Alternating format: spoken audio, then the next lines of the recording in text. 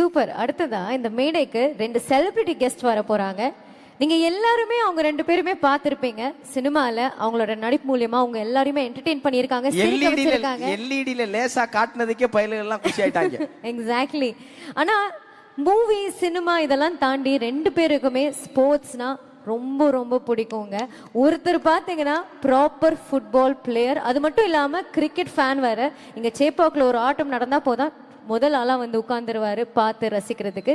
And இன்னொருத்தர் பற்றி சொல்லணும்னா, இப்போ மூவிஸில் இல்லை நம்ம லைஃப்பில் ஃபிட்னஸ் ஒரு ட்ரெண்டாக இருக்குது. ஆனால் ஃபிட்னஸ் ட்ரெண்டாக ஆகிறதுக்கு முன்னாடி ஃபிட்னஸை ஒரு லைஃப் ஸ்டைலாக வச்சுருந்தாரு. ஸோ விதவுட் ஃபர்தர் டு எல்லாருமே ஒன்றா சேர்ந்து let's welcome Yogi Babu and Arya on stage.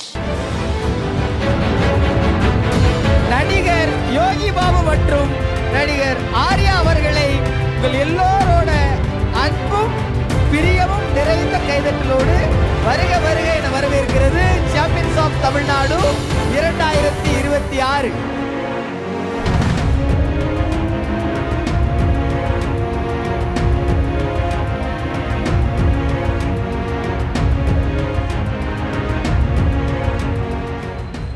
First வந்து ஃபுட்பால் பிளேயர் பேசுவார்.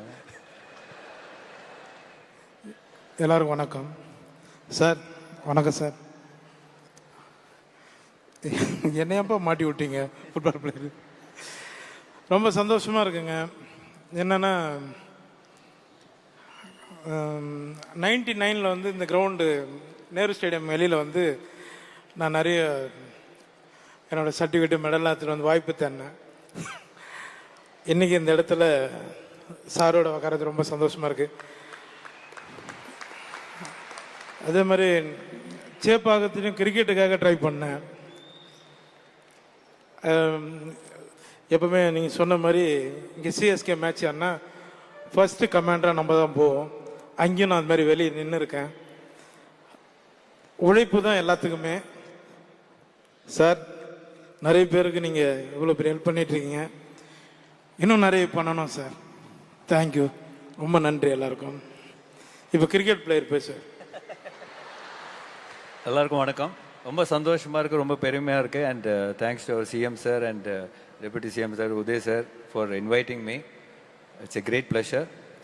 உண்மையிலேயே ஒரு வந்து பயங்கரமான ஃபுட்பால் பிளேயர் தான். நான் இவர் கூட மலேசியாவில் ஆடியிருக்கேன். ஸோ ஆடும்போது தான் தெரிஞ்ச அவர் பயங்கர வெறி ஆடினார். நான் எதிர்பார்க்கவே இல்லை. பட் அவரோட ஃபிட்னஸ் லெவலும் அவர் ஆடின விதமும் வந்து வேறு லெவலில் இருந்தது. முடிஞ்சால் நீங்கள் வந்து அந்த வீடியோ ரீப்ளே பண்ணி பாருங்கள். But really good. First of all very happy. இவ்வளோ பேர் வந்து ஸ்போர்ட்ஸ் வீரராக இங்கே இருக்கிறீங்க. அவ்வளோ என்கரேஜ்மெண்ட்டோட, அவ்வளோ சப்போர்ட்டோட, அவ்வளோ ஃபெசிலிட்டிஸோட. ஒரு சின்ன விஷயம் தான். நான் வந்து 7th ஸ்டாண்டர்டில் இருக்கும்போது சாய் ஸ்போர்ட்ஸ் அத்தாரிட்டி ஆஃப் இந்தியாவில் வந்து செலக்ட் ஆனேன்.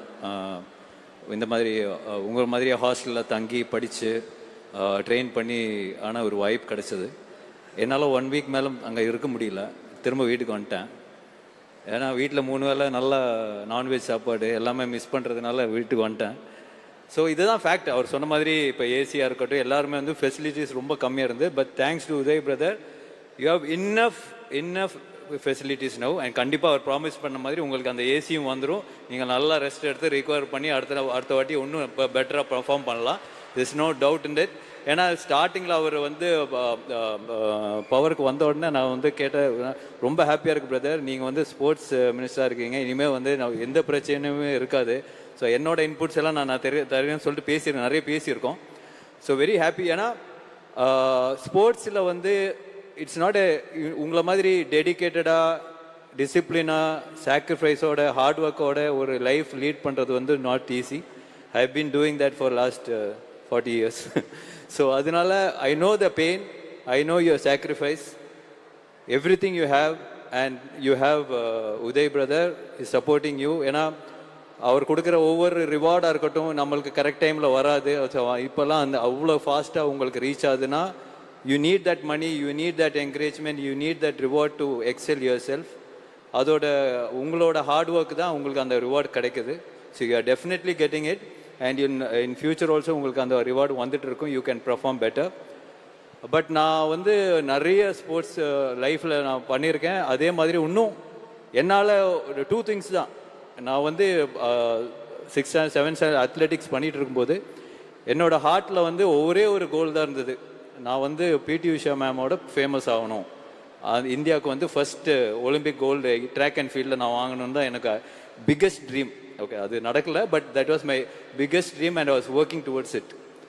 ஸோ இப்போ வந்து ட்ராக் அண்ட் ஃபீல்டில் நம்ம வந்து இப்போ நீரஜ் சோப்ரா அவர் வந்து மெடல் வாங்கினோடனே நம்மளும் இந்த லெவலுக்கு பெர்ஃபார்ம் பண்ண முடியும் ஆஸ் அன் இந்தியன். எப்போயுமே ஒரு கொஸ்டின் இருந்தது, as an Indian Olympic track and ஃபீல்டில் நம்ம வந்து பெர்ஃபார்ம் பண்ண முடியுமான்றது. ஸோ நான் people are proving it. So it's a right time. அந்த அளவுக்கு நம்மளுக்கு வந்து ஃபெசிலிட்டிஸ் இருக்குது, என்கரேஜ்மெண்ட் இருக்குது.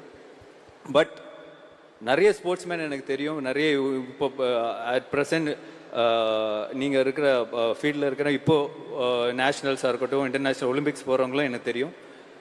My only sincere advice is, நம்ம வந்து ஓவராக நம்மளுக்கு வந்து ஃபெசிலிட்டிஸ் கொடுக்கும்போது ஒரு ஸ்டேஜில் என்ன ஆகுதுன்னா, நம்மளுக்கு ஏதாவது ஒரு வேலை கிடச்சி நம்ம செட்டில் ஆகிடலாம், அதுக்கப்புறம் நம்ம ஸ்போர்ட்ஸ் ஃபர்தர் எடுத்துகிட்டு போகிறதுக்கான தயக்கம் நிறைய பேர்கிட்ட இருக்குது. ஏன்னா your first aim should be only Olympics தான். நம்ம எப்படியாவது நம்ம வந்து கோட்டெல்லாம் வாங்கி நம்ம ஒரு வேலை வாங்கி செட்டில் ஆகிடலான்னு மட்டும் தயவு செய்து யோசிக்காதீங்க. That will come, that will be a very basic thing for you, that will be provided by the government for you, you don't have no doubt. But உங்களோட எய்ம் வந்து த ஹையஸ்ட் எய்மாக இருக்கணும். அது மட்டும் தான் நான் சொல்லுவேன். You all are very young.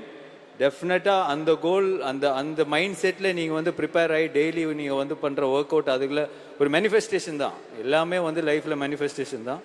அந்த மேனிஃபெஸ்டேஷனோட நீங்கள் இருந்தீங்கன்னா கண்டிப்பாக கவர்மெண்ட் மிகப்பெரிய சப்போர்ட்டாக இருக்குன்னு எனக்கு அந்த நம்பிக்கை இருக்குது. So all the very best and two your best. Thank you. ஆனால் ஆரியான், எனக்கு ஒரே ஒரு டவுட் இருக்குது. ஹீரோஸ்லாம் நல்லா பெர்ஃபார்ம் பண்ணணும், நடிக்கணும், டான்ஸ் ஆடணும்லாம் இருந்தது. நான்காவது ஒரு படத்தில் நீங்கள் தலைகளாக நின்றப்போ எங்களுக்கெல்லாம் பயம் வந்துருச்சு. ஹீரோனா தலைகளாக கூட நிற்கணுமாடா அப்படின்னு. முதல்ல அதுக்கு ஒரு பெரிய வாழ்த்து. ஏன்னா பாலா சார் அதை பற்றி நிறைய சொல்லியிருக்கிறாங்க. எப்படி தலைகளாக நின்றீங்க? இன்னும் நின்றுக்கிட்டு இருக்கீங்களா? அந்த பயிற்சி எப்படி? அது போயிட்டு இருக்கு. தலைகீழாக நிற்கலன்னா நீங்கள் ஹீரோ கிடையாதுன்ட்டாரு. ஸோ அதனால தலைகீழாக நின்றேன். ஸோ பட் எவ்ரி திங் வந்து நம்ம பாடி வந்து ஃபார் எக்ஸாம்பிள் நீங்கள் வந்து ஒரு ஃபிட்னஸில் இருக்கீங்க, அத்லெட்டிக்ஸில் இருக்கும்போது you are very confident as a person. நம்ம லைஃப்பில் என்ன வேணால் சாதிச்சிடலாம். ஏன்னா உங்களோட பாடியில் நீங்கள் என்ன வேணாலும் அச்சீவ் பண்ண முடியுது. So that drives you to every thing. நீ உங்களோட பாடினால எதுனாலும் சஸ்டெயின் பண்ண முடியுன்ற கான்ஃபிடென்ஸ் வரும்போது உங்கள் லைஃப்பில் இருக்கிற எல்லா ப்ராப்ளம்ஸையும் நீங்கள் சால்வ் பண்ணிக்கலாம். You just have the mind for that. நன்றிண்ணே. யோகி பாபுண்ணே, நீங்கள் கிரிக்கெட் விளையாண்டு நிறைய பார்த்துருக்கோம். அந்த ஃபுட்பால் இன்னும் இன்ஸ்டாகிராம் பக்கம்லாம் வரலை. கொஞ்சம் பார்த்து கருணையை காட்டி விட்டீங்கன்னா அதை ரசிப்போம். தொடர்ந்து கதையின் நாயகனாக நிறைய பண்ணுறீங்க, அதுக்கு எங்கள் வாழ்த்துகள். கொஞ்சம் ஒல்லியான மாதிரி வேற தெரியுறீங்க. 6 பேக்ஸ்லாம் ஏதாவது ட்ரை பண்ணுறீங்களா? எப்பவும் சொல்கிறதாம்பா, சிரிப்பு காட்டுற நமக்கு எதுக்குப்பா 6 பேக்கு? கிடைக்கிற வாய்ப்பு வச்சு காலத்தை தள்ளிட்டு போயிடலாம்பா. இல்லை, அப்பப்போ கேமு விளையாடுவோம், ஸ்பாட்டில் ஷூட்டிங் ஸ்பாட்டில் விளையாடுவோம், அவ்வளோதான். கொஞ்சம் ஹெல்த்தை பார்த்துக்கணும். ரொம்ப மகிழ்ச்சினே. நீங்கள் எந்த கதவுக்கு வெளியெல்லாம் நின்னீங்களோ அந்த எல்லா கதவுகளும் இன்னைக்கு திறந்து உங்களுக்காக காத்திருக்கு. அதுக்கு நீங்கள் எப்போதும் சொல்கிற அந்த ஒரு வார்த்தை உழைப்பு, அதை அந்த எல்லா பிள்ளைகளும் உங்கள்கிட்ட இருந்து கற்றுக்கிட்டு உலகத்தில் எங்கெங்கே உயரம் இருக்கோ அது எல்லாத்தையும் தொடுறதுக்கு நீங்கள் ஒரு பெரிய முன்னுதாரணமாக வந்திருக்கீங்க. இந்த நிகழ்வுக்கு வருகை தந்த உங்கள் 2 பேருக்கு எங்களுடைய பணிவான நன்றி. தேங்க்யூ. ரொம்ப நன்றி, ரொம்ப நன்றி சார். மீண்டும் உங்களுக்கு நன்றி தெரிவிச்சுக்கிறேன் சார். எல்லாருக்கும் ரொம்ப நன்றி. தேங்க்யூ. ஓகேப்பா, தேங்க்யூ.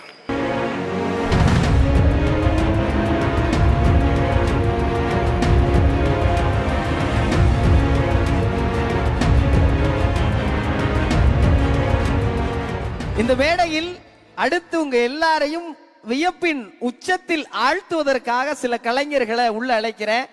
வாங்க தம்பி. ரொம்ப நேரமா அந்த 8 அடி தம்பி அந்த கம்பிக்கு வெளியே நின்று எட்டி பார்த்துக்கிட்டு இருக்காப்புல. நிகழ்ச்சி டைமிங் சொன்னதுக்கு அப்புறமும் அந்த பையனுக்கு எல்லாரும் ஒரு நல்ல கைதட்டல் கொடுங்களேன். பொய்க்கால் நடனம்ங்கிறது நம்ம பாரம்பரியத்துல கலாச்சாரத்துல இருக்கு. அந்த தம்பி இந்த அரங்கத்துக்குள்ள வந்ததுல இருந்தே அந்த கால் மேல நின்றுகிட்டே இருக்காப்புல. எனக்கு வேற பக்குங்குது, சாஞ்செஞ்சிருவாரோன்னு. ஆனா நின்று எட்டி வேற பாக்குறார்.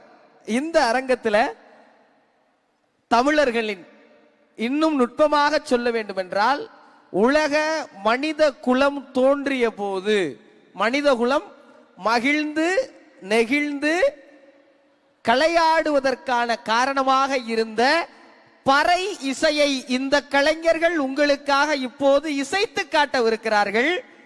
பறை இசை தான் உங்க எல்லாருக்கும் தெரியும் நினைக்கிறேன். இசை கருவிகள் 3 விதம்: தோல் கருவி, நரம்பு கருவி, காற்று கருவி. இது 3 தான். அதுதான் நிறைய விதமா பிரிஞ்சிச்சு. இன்னைக்கு எலக்ட்ரிக்கல் எலக்ட்ரானிக்ஸ்குள்ள போயிருச்சு. அந்த தோல் கருவி தான் முதல்ல இந்த உலகத்துல அறிமுகமான மனிதர்களின் முதல் இசை வெளியீடு. முத்தமிழ்ல முதல்ல சொல்லப்படுறது இயல், 2வதா இருக்கிறது இசை. அப்படி உலக மனிதன் முதலில் தோன்றிய போது ஒரு இசை கருவியை இசைத்து தன் வாழ்வின் சுக துக்கங்களை மகிழ்வுகளை கொண்டாடினான் என்றால் அந்த கருவி நம் இரத்தத்தில் மரபணுவில் ஊறி இருக்கிற பறை. அந்த பறையை உங்களுக்காக இப்போது இந்த கலைஞர்கள்